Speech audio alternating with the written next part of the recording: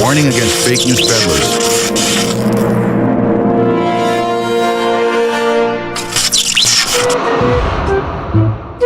Fake news begets false comments. False comments create false decisions and false actions, and eventually destroys one's personality and sanity, according to Bishop Manning. And he further warns us that The habit of making fake news is not only stressful to the viewers, but also dangerous to the mental health of the fake news peddlers.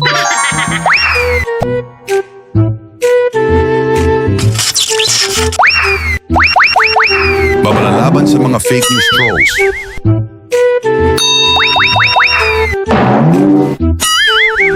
Ang mga peking balita ay nagbubunga ng mga maling opinyon.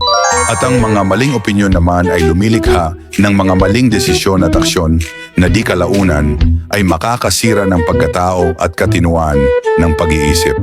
Ayon kay Bishop Manning, dagdag pa niya, bilang babala, ang pamemeke ng balita ay nakadaragdag lamang ng kabalisahan o alalahanin sa mga tagapanood at lubhang mapanganib sa kalusugan ng pag-iisip sa mga gumagawa nito.